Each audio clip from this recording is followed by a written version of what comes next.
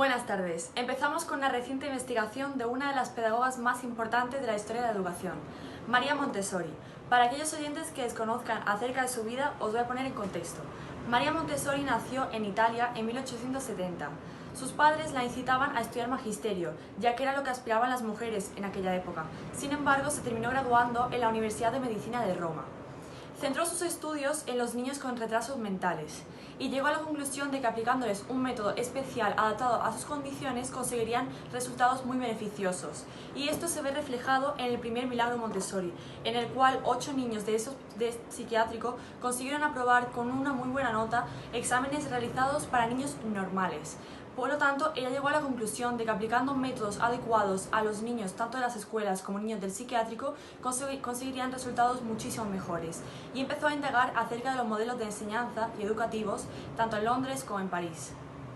Al principio las autoridades italianas no le dieron acceso a las aulas, sin embargo lo consiguió tras la aceptación de su trabajo en la guardería Casa dei Bambini, en la cual empezó a impartir su método. Este método, el método Montessori, el cual veremos en adelante, está recogido en el libro El método Montessori, escrito en 1909. Comenzó una gira por el mundo dando conferencias y charlas acerca de su método, para poder difundirlo más lejos. Vamos a ver algunos de sus movimientos. Por ejemplo, en 1912 visitó Estados Unidos, en 1935 viajó a Argentina y finalmente en 1929 fundó AMI, su asociación. Después se exilió de Italia tras el régimen de Mussolini a España y de España se exilió a Holanda tras la Guerra Civil Española. En Holanda por último ya murió, pero en sus últimos años de su carrera estuvo impartiendo su principio fundamental en la educación por la paz. Bueno, conectamos con una de nuestras reporteras, la cual se encuentra con una de las seguidoras del método Montessori y nos informará de qué se trata dicho método. Muchas gracias, Cris. Me encuentro aquí en uno de los colegios Montessori con una de las profesoras que actualmente aplica este método. Buenas tardes, Marta. ¿Me podría explicar en qué consiste este método que tanto revolucionó la enseñanza y ha dejado huella a día de hoy? Buenas tardes, Lucía. Pues como bien has dicho, llevamos impartiendo este método más de 10 años. Y es un método muy efectivo en los niños, cuyo objetivo es desarrollar la autodisciplina, la autonomía y la responsabilidad en ellos. Además, es muy importante basarse en el respeto entre el adulto y el niño, para que así su desarrollo motriz y mental sea más eficaz. ¿Y cómo era la situación socialmente de estos niños cuando María Montessori empezó a aplicar este método? Pues bien, la situación en la que se encontró María Montessori era bastante perjudicial. Los niños procedían de familias con un nivel de renta bastante bajo, un nivel económico bajo, y entonces se encargaron de enseñarle a ellos. ¿Me podrías explicar cómo se imparte este método? Pues bien, en contraposición a la situación en la que se encontró María Montessori, esta les proporcionó una aula luminosa, ordenada, con una gran amplitud para que los niños pudieran desarrollar mejor el método. Además, utilizó materiales que ella había experimentado anteriormente. Y por último, ¿fue notable la evolución de estos niños? Pues sí, además fue muy notable, ya que aprendieron a leer y a escribir, pero no solo eso, sino que también transmitieron sus conocimientos al ámbito de su casa, al ámbito familiar.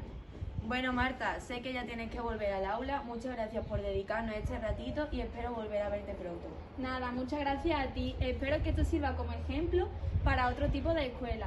Gracias. Bueno, pues basándonos en la enseñanza de la propia María Montessori, podemos establecer los 5 principios más importantes, los cuales son la base de este método. En primer lugar, debemos hablar de respeto hacia los niños y las niñas. Es decir, debemos enseñarles que hay que tener respeto hacia los demás, por lo que es necesario demostrarles cierto respeto a ellos. Una de las cosas más importantes para obtener este respeto es tratar y hablar al niño como una persona más, además de entender sus deseos y sentimientos. Debemos añadir que hay que responder todas las inquietudes de los niños, aunque sus planteamientos estén bien o no. Cada niño es un mundo y ha de ser tratado de esta forma. En segundo lugar, tenemos el aprendizaje a través de la experimentación. Debemos observar a los niños cuando están concentrados, luchando o incluso cuando se enfadan. Es a través de la experimentación cuando ellos reconocen sus propias habilidades y dificultades. El aprendizaje se basa en la experimentación, es decir, en la práctica y error hasta llegar al acierto. Aunque los niños tomen decisiones que no sean las acertadas, debemos dejarlos que actúen y que lleguen a sus propias conclusiones. Esta es una de las bases para el desarrollo de la autonomía. Además, debemos fomentar el aprendizaje autodirigido. En tercer lugar, tenemos saber y reconocer cuáles son los periodos sensibles. María Montessori llegó a la conclusión en sus investigaciones prácticas que los niños poseen una serie de periodos cuando son más pequeños a los que ella denominó sensibles, en lo que el aprendizaje es mucho más fuerte. Estos periodos son temporalmente limitados e irrepetibles. En cuarto lugar, tenemos la importancia de un ambiente preparado. Es necesario que el espacio en el que los niños desarrollen sus capacidades esté preparado y adaptado para fomentar el desenvolvimiento de los periodos sensibles y la experimentación. Además, estos espacios deben ser amplios y ordenados. Cada elemento tiene que tener una función práctica y un sentido para la hora de que el niño desarrolle sus capacidades. Por último, el papel de los adultos. Como he dicho antes, es necesario que el adulto demuestre respeto y trate bien a los niños. Además, ellos no deben influir cuando los niños están desarrollando sus capacidades, sino fomentar confianza hacia ellos. Muchas gracias, Lucía. A ti, Cris. Seguiremos en breves momentos con otra entrevista.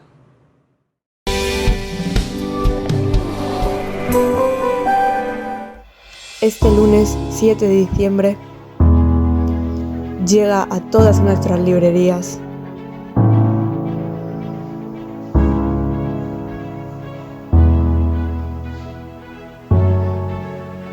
el libro que cambió la educación.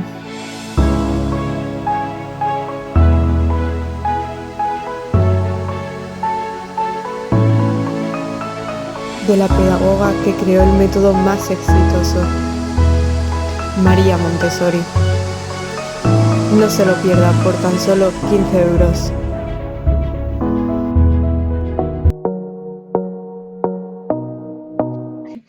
Buenas tardes, Cris. Y efectivamente, como me has comentado antes, aquí estamos con la investigadora que nos lo va a retransmitir, Daniela. ¿Podrías explicar en qué consistió la primera casa de los niños? ¿Tuvo éxito? Buenas, Ainhoa. Efectivamente, junto con mi equipo de investigadores sobre educadores, hemos investigado sobre este tema. Hemos descubierto que por encargo del Instituto Dei Stali de Roma, María Montessori abrió el 6 de enero de 1907 la primera casa de los niños. El método que iba a desarrollar sería expuesto posteriormente en uno de sus escritos, en 1909, su libro El niño, el secreto de la infancia. La primera escuela que inauguró era para niños de unos 3 a 6 años. En esta escuela sería donde se desarrollaría su método poco después. Ese 6 de enero de 1907, la escuela estaba formada por unos 50 niños de aspecto muy rústico, pobres y tímidos. Casi todos eran hijos de analfabetas y sometidos a los cuidados de la doctora. ¿Y en qué consistía el proyecto inicial? El proyecto inicial era reunir a los hijos de los inquilinos de una casa de vecindad en un barrio obrero para impedir que quedaran abandonados en la calle. En esta misma casa se dispuso una habitación con este objetivo, que podría tener un excelente porvenir.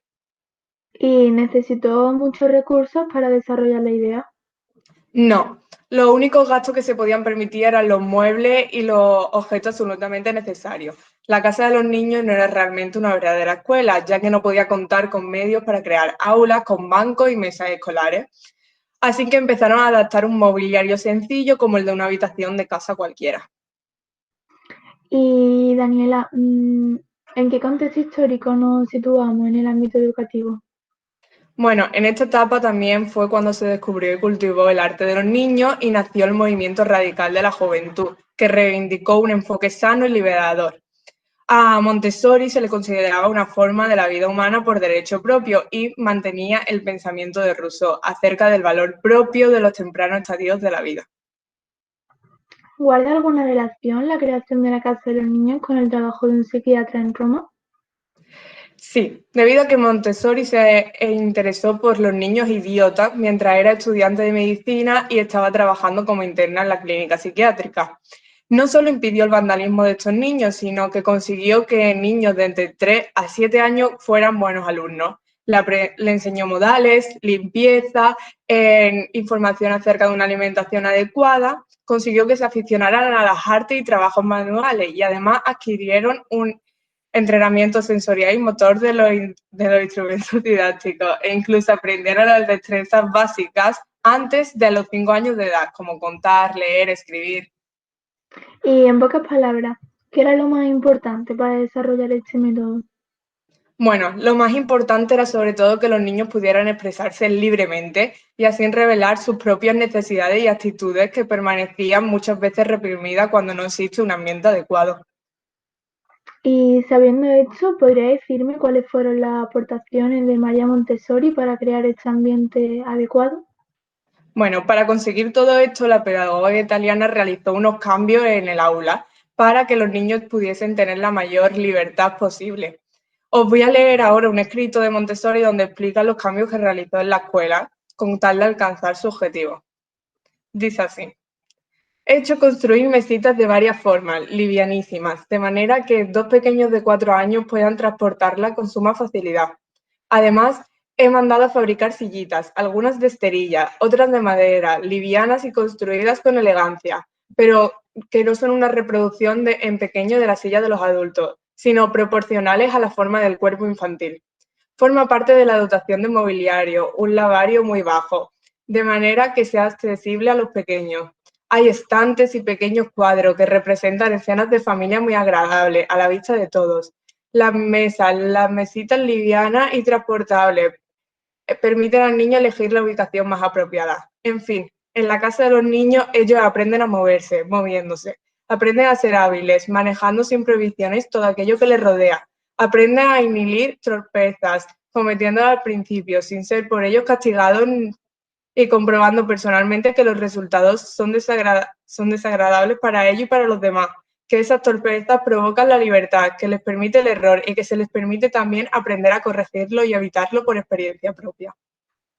Muchas gracias, Daniela. Sin duda creo que habéis hecho un estudio admirable y propio de reconocimiento en la historia de la educación. Muchas gracias a ti, ha sido todo un placer.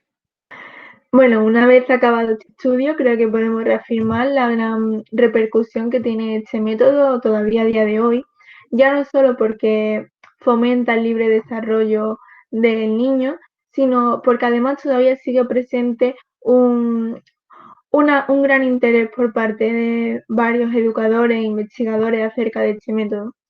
Además, otra de las razones por las que este método todavía es tan importante y lo ha sido a lo largo de la historia es porque fomenta el libre desarrollo de las actitudes del niño, basándose en la exploración, el juego, la colaboración con otros compañeros.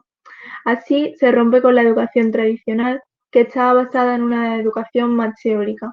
Y sin duda creo que esto puede inhibir la motivación intrínseca del alumno. Sin embargo, el método Montessori, al convertir las clases en clases más dinámicas y divertidas, puede fomentar esta motivación propia que es muy importante para el aprendizaje del niño. Muchas gracias, Ainhoa, por tu colaboración. Y con eso terminamos la sección de hoy del informativo de la historia de la escuela. Seguiremos la semana que viene. Os deseamos un buen finde y muchas gracias por escucharnos un día más.